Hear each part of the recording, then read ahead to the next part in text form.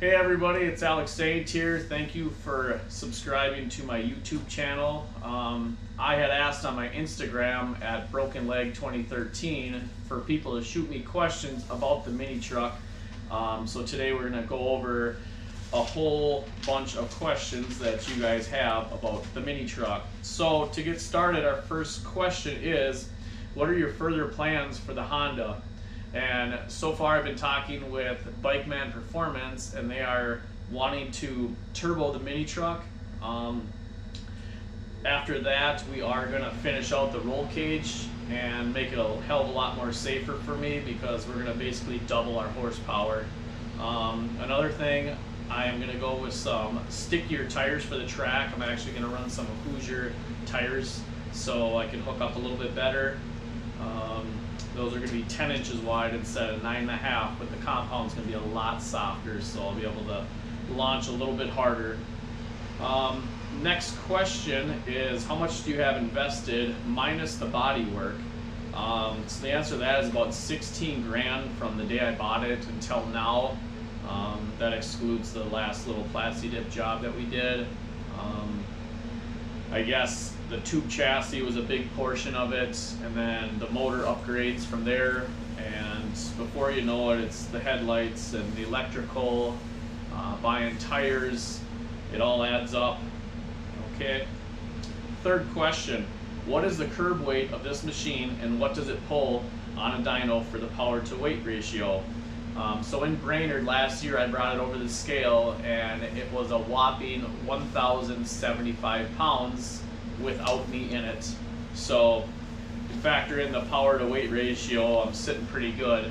Obviously when the turbo gets added, it might go up another 30 pounds. So still under 1,200 pounds, so that's pretty cool.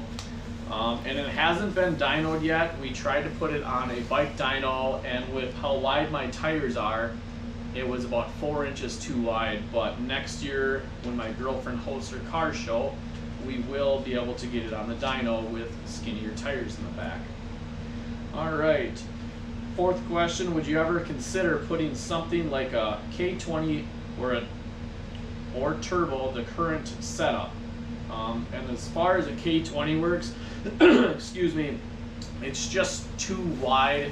We're going to get into that later. We're going to go out and measure your Honda motor and just show how much bigger that motor is compared to the little room I have in the back end.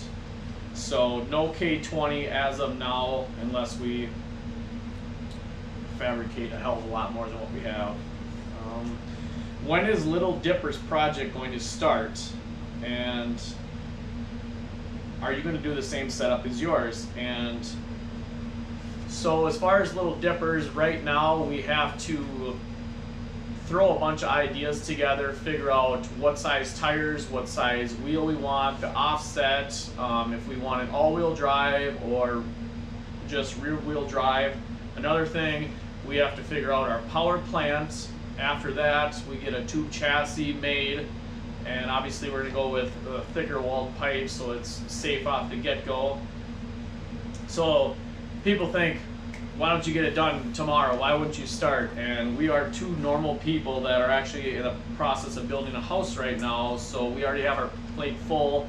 This thing just came out, so we've been a little busy, but I would say in the next 6 months we'll probably start getting Little Dipper's 72 Honda N600 started, and that actually is a sedan, and we were going to keep it a sedan. Mine has been altered into a truck form, so we want one truck, one sedan. So that's going to be pretty exciting. When are you going to wife up Little Dipper? Like I said, we're building a house right now, so once we live in that, everything settles down, maybe get another mini truck if we survive that through the relationship, then we probably can tie the knot. And why have you not been on Build Biology yet? You deserve to. First off, I've never heard of it, and honestly, you can beg people and throw all the information at them, send them links, and if they don't want to post what you have to offer, they're just simply not interested. It's on their agenda what they want to post on their sites. I can't force that on anyone. All right, next question. Do you ever plan on doing a foot pedal clutch? And honestly, thought about it, but it works the way it is right now. I do plan on putting an air shifter in it. It's just, it was never meant for the track. We built it just to throw a motor in it and just have it a little hobby truck, go bar hopping, just to have it. Now, since it's been to the racetrack, everybody wants to be a critic. Let's make the thing run sixes. It's not made for that. It's it's a car that literally topped out at 68 miles an hour back in 71. I already have it going up to 130. So you gotta think, no airbags, not the safest to be doing 130 in. So until we get the tube chassis, we're just gonna hold off on trying to beat John Force. Is there anyone in particular that motivated you or inspired you to love cars from a young age? That would have to go to my dad. He was big into cars. He had a 69 Corvette growing up, and ever since then fell in love with Mopars, and then he had a Camaro. So then I bought a Camaro, crashed it, bought another Camaro, crashed that, and then I went into Hondas once Fast and the Furious came out. And then I went into sports bikes because they were faster, and after a pile of tickets I went to lifted trucks, and now I'm into mini trucks. So it just evolves. You grow up and you grow out of things. What is the rear axle? So the rear axle is a 2-inch splined axle, and it is from Speedway Motorsports. It's all splined, like I said, so half the stuff runs on a bearing, the other stuff runs on the splines, so it is a posi rear end, so that works out pretty good. Another question, I'm in Minnesota. I sent you a PM on Facebook. When can I do a shoot with it? So after this weekend, we're gonna actually pull the motor, get it to Bikeman so they can get it built and then boosted, so it's gonna be out of commission, hopefully maybe a month or two. So after that, then people can start hitting me up. We'll do photo shoots, videos. Once it warms up, then I don't mind taking it out, but when it's 12 degrees out and people want to go cruise the cities, it's not fun. All right, are you ever going to put flares on it? The answer is yes. We were just in a pinch of time when I brought this down to Jason Brozak. We were actually on our way to Colorado to pick up my girlfriend's 72 from the Honda Hoarder. Shout out to Jake Allen. I didn't really have a whole lot of time to look up and buy flares. Obviously, it's not a car that everyone has, so to find flares for it's a little tricky because there's not many options out there. Have you played with cars on the carpet in this thing yet, or is it just for show? I have not, but I did think about hot gluing some cars on the streets.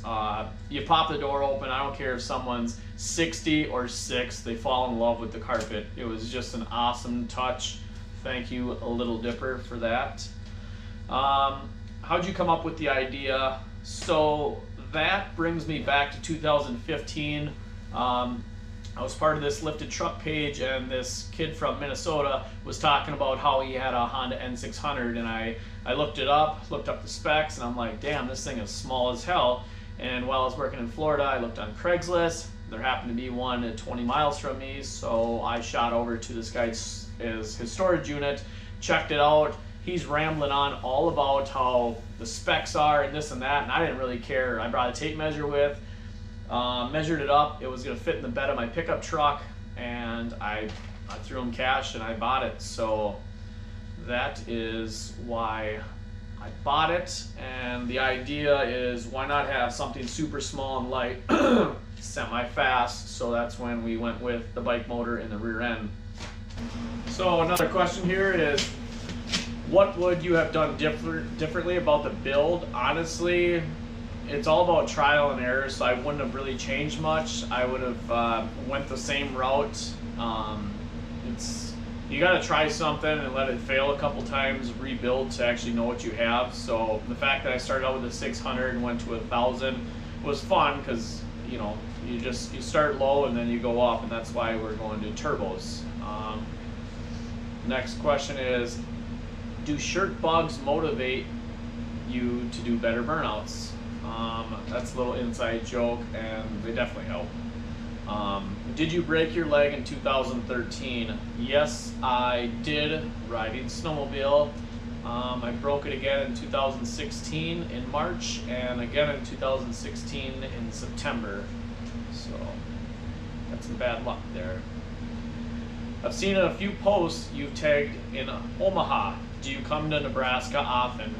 That's where Just the Dips is, Jason Brozak. That's where he lives. He's the creator of the Plasti Dip. I shouldn't say that. He's the sprayer of Plasti Dip.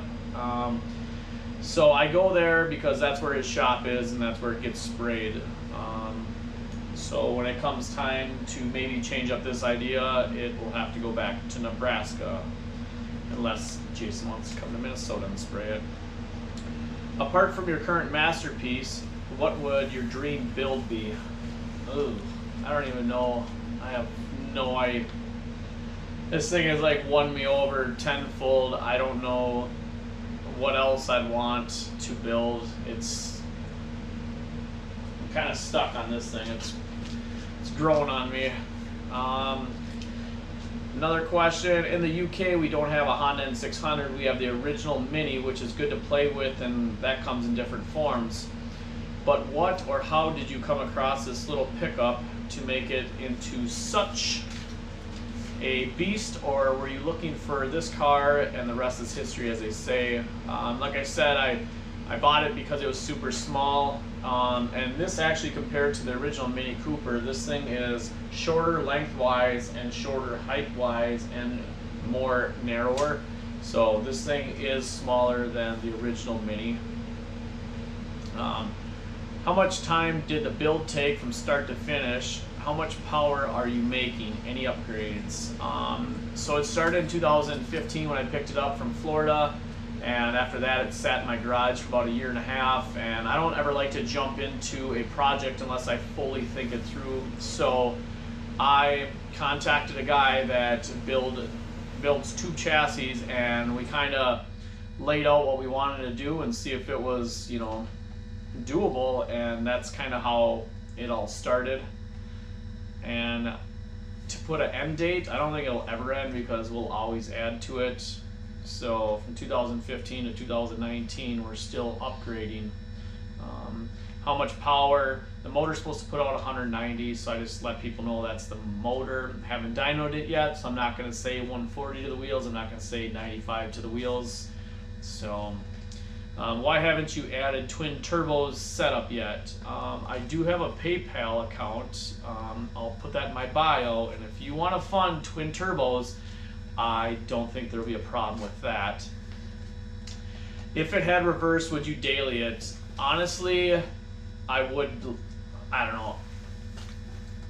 Daily in it, I drive almost an hour to work every day. This thing is freaking loud. It is a motorcycle exhaust, cut off, and straight pipe. There's no muffler, there's no form of exhaust, there's no baffles or nothing. It is an open header. It is freaking loud. There's no heat, there's no AC, and I have it geared for the track, so it literally screams at 12,000 RPMs while I'm doing 90 down the freeway, and yeah, it'll make you get a headache. Thoughts for a long time of putting a dirt bike motor in a go-kart, and was wondering if you left the chain drive or converted it in some way or another. It is easy to do a chain drive if you can go from your sprocket that comes off your transmission to your rear end, but in my case I had to make a jack shaft go over and down, and I'll explain that later because I can't go straight down because of the water pump that sits in the way. Another question, how long till you tattoo this badass truck on you? God, you know, I kind of like,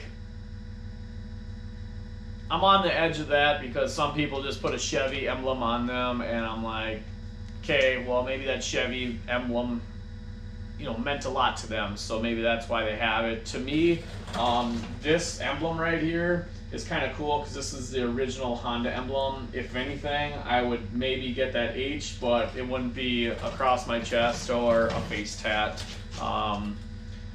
That would probably be my first tattoo, I think. Okay, what was the hardest part about the GSXR swap? The hardest part is probably getting everything to line up. If your top sprocket isn't perfect with the bottom, it is going to bind, your chain's going to snap and fall off. Another huge thing is the power that this thing puts out stresses everything. Everything wants to bend, twist, so you go out, beat the shit out of it, come back, weld up stuff to support what broke, and you just keep literally beating the piss out of it until everything stops breaking. So right now it's at that point. So now throwing a turbo on it, we're gonna probably run into more problems, but we'll just deal with them when they come. That's all we can do about it. We can't foresee the future. Another one, love your build. I'm currently working on a street bike powered by a 62 Austin 800. I was hoping I could talk to you about the wheel tire combo. I like the look and stance of your car, also with the wheels being only 8 inches. Can you talk about your brake setup? Are you using a board brake, or did you find something that fit that tiny wheel? So, first thing when it came into building this was the wheels. We had to figure out what offset we were running, and from there you work your way in to find out how short you can have your rear axle. So the wheels are actually just 8-inch aluminum wheels that a buddy of mine uses for dirt track racing cars. They're a 4-on-4 bolt pattern, and the tires are 18.5 inches tall, 9.5 inches wide by 8. They are basically like street ATV tires. The brake setup, so on my splined axle in the rear, I have a disc brake, so when you hit the disc brake, it locks up both tires. It just shuts down the back 2-inch splined. So that is my brake setup. More questions. How much fabrication went into making this little piece of awesomeness? A lot. A lot of the truck had to be cut out, the inside of the bed, the whole back underneath the glass. Tube chassis basically ran all the way from the back, all the way through the front, and I'll show you that later. Ties into my front steering, into my struts. I have a hoop bar that goes above my head. A lot of fabrication. I think it sat in the shop for about 5 months getting a tube chassis put in. Nathan Kilwine at Batwing Chassis has a family, he has a full-time job. It took him a while to do it, but in the end result, it was just a little bit of time. So, can you give me tips and pointers looking to do a GSXR 1000 swap in my smart car? I can't find a video out there for any of it. Just some tips. Find a good welder. If you can't do it yourself, pay someone to do it, because at the end of the project you want it to look nice, you want it to look clean, and you don't want metal breaking when you put a couple of 100 horsepower to the ground. Once I get in the back and show you how mine is set up, it might give you a better idea of how to go about it. I know that you could run the same motor, the same rear end I have. You would just have to 4-link the rear end, and that's exactly what I have. What's the most difficult part of building the Honda? Probably working with my brother. Me and him butt heads a lot. Sometimes it's easier if someone wants to do it their way. Just give them the tools and let them do it. But besides that, is getting everything to fit snug, make it look clean. Looking at the picture above, did you have to custom fab the rear carrier and linkage that keeps it centered, or did you steal it out of something else? I think that's talking about my rear end. It is 4-linked in there, so that is my support. Just like you build a mud truck, it locks it in there straight and goes down the road pretty damn straight. So, where did you find the motor? What prep work is needed for the swap? So the guy at Batwing Chassis builds mini mod cars. He has a plug down in Texas to get motors to put in his cars. Obviously through a program of like crashtoys.com is where you get a motor. And as far as prep, there's actually quite a bit. For my setup, the wire harness got sent out, trimmed, ECU got flashed. There's special flanges you have to make on the bottom of the motor so the motor mounts can bolt to the rear end. I'll explain that a little bit later when we do a little walkthrough. What's your plans with the one you picked up from the Honda Hoarder? I know it's the wifey's. We're spitballing ideas, but basically I think we're leaning to a snowmobile motor, running probably about 6 pounds of boost. We're probably shooting for 300 horsepower with that. Nice thing about that, it'll be fully automatic. A lot of people don't like automatic because they say, you know, oh, that's, you know, an easy sport then. But if you want to go fast, get an automatic. Would a B18 or a K20 fit in the back? We'll get to that later. I don't think it will. I think we are crammed for space, but with enough money and enough time, you can make anything work. Can you take me for a ride in that thing the next time you bring it to Brainerd? Honestly, I have family members that haven't ridden it yet. I have best friends that haven't even went out for a ride yet. I have friends that are seasonal friends that haven't even ridden it yet that are up in Brainerd. And where's the best place to take people for a ride? They want to go on the streets. You pin it. A cop sees you. I get a reckless driving. Are you paying for it? Am I paying for it? It wasn't my idea. It was your idea. So I don't mind doing little joy rides, but there's a time and a place for everything. And sometimes people are like, hey, take me for a ride. And it's like, you know, where are we going? So maybe if you ask me nicely or you give my girlfriend $100, maybe I'll do it. Why did you decide on replicating the Hoon truck scheme? Also, did you watch the Hoonigan Files? If so, what were your thoughts on the Gymkhana 10? Did it blow your mind like they intended, or did the series ruin it? I personally loved it. You watch a video and it might take 10 minutes of a whole video of him just ripping through town, but it took him months of getting permits. It took a whole team of film producers, editors. It took time to set up your cameraman. I thought it was super awesome of how they actually made the film. If you think of what it takes to set up something like that, like you or I would never be able to go into downtown Chicago and shut down the town just to do a little stunt. So I honestly loved it, and the reason why we went with this Hoonigan theme mini truck is because I was more leaning towards Traxxas RC car is what I wanted to replicate, but being that Gymkhana was about to drop, Jason Brozak had mentioned, like, why not? Ken Block has a truck, yours is half the size. Why don't we mimic that? People are gonna love it, and once people, you know, see this in real life and notice how small it is, they'll kind of get an idea of why it's so cool. Can I find one of these easily? If so, how do I know I'm not paying too much? You can find them. People leave them in their backyard forever because they have plans of restoring them and they never do. It's just the same as someone with a 69 Camaro. They'll hang on to them forever and they never do nothing with them. Search Craigslist. If they're running and driving, they're probably worth $4 to $5 grand. If it's just a shell, you probably, if you get lucky, you can pick them up for less than $1 grand. I paid over $2 grand for this when I bought it in Florida.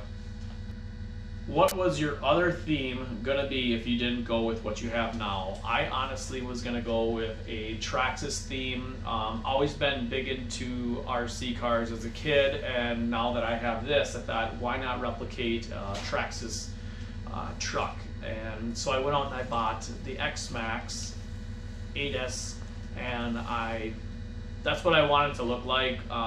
Jason Brozak twists my arm, but he's an intelligent man and he knows what's hot and what's not. In my eyes now, he plasti-dipped my RC car to look just like my mini truck. So to me, this still looks like an RC car because Ken Block actually has an RC car out there that is just like his Mustang. So, I mean, we're not too far off from what I dreamed, but sometimes you just gotta go with what's hot. All right, how much money have you invested in the build and would you recommend it to people? Honestly, it is a pain in the ass. It is nice that I have a lot of friends that have CNC machines, have welders, have shops. In the process of building this, I had a garage. I'm putting my house up for sale now, but it's like I didn't have a welder, so if I needed one part welded, I had to hit up my buddy Mike Welch. Hey, can you weld this? Hey, Jason, can you make this part on a CNC? trailer it down to Iowa just so I can get some stuff tweaked. It is a long process. You have to be patient, and if you have a girlfriend, good luck. It takes a lot of patience to have this built. I think that's it. So if you have more questions after this video that I didn't hit, make sure you post them on my Instagram, Broken Leg 2013. We can always make more of these videos. I have no problem sitting down with this little tin can and talking about future plans, how everything went about. So yeah, make sure you subscribe to my YouTube link. Be awesome to watch this thing grow and grow and grow, and it obviously isn't going to go anywhere unless people share it, people comment, people like it, send it to your friends. More people need to find out about this, and thanks for watching. All right, this is kind of a close-up and a little breakdown of how my rear end works. So on a normal bike, you have your spline that comes out of your transmission here. Nathan Kilwine made me a coupler that slips over the spline, and from this spline here, there's a little jack shaft that's held on here by these couplers and a keyway, and it runs through this bearing plate. This holds your jack shaft up, and out here is your top sprocket. So to hold these bearings up in place, I have welded a nut to the bearing plate that holds up on my bearing. What happens when you apply power to this, that top jack shaft wants to get bent down, so you need a lot of force to hold it up to keep it in place. So straight down from there is my bottom sprocket, right down there, and that is held on by the splined rear end. Let's see. And then right over here to your left is your forward link that runs through into the back. Sorry, it's kind of hard to see. So that's basically a breakdown of how this little rear end works. If I go down here underneath, you can kind of see how the rear end is held on. And there's your 2-inch splined rear end. Here's my brake system set up. And then over here, we actually have, I would consider this as our motor mount. So our motor mount bolts to the rear end, and then the top of it bolts to the bottom of the motor. And if you can see the little slots there, you slide that back and forth, and that's what tightens and loosens your chain because it's at an angle. So when I say my exhaust is loud, you can see the pipe come through. It goes forward at 2 into a tip, and then that is it. So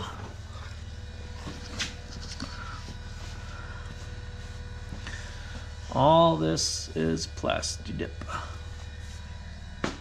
So not too many people asked about my fuel tank, but it is just 3 gallons, and I usually run some form of too expensive VP fuel. And Bikeman had talked about putting my turbo back here right off my exhaust. Plenum would wrap around up top here.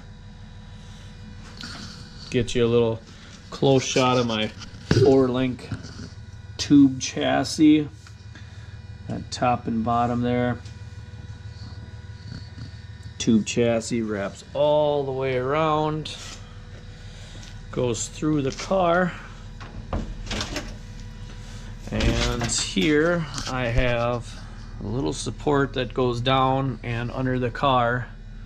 Tube chassis all the way through. This is that carpet that everybody loves. So, temp gauge, radio, and for those that are wondering how I shift, basically this part here is your clutch, this part here is your shifter. So what a guy does, you pull the clutch in.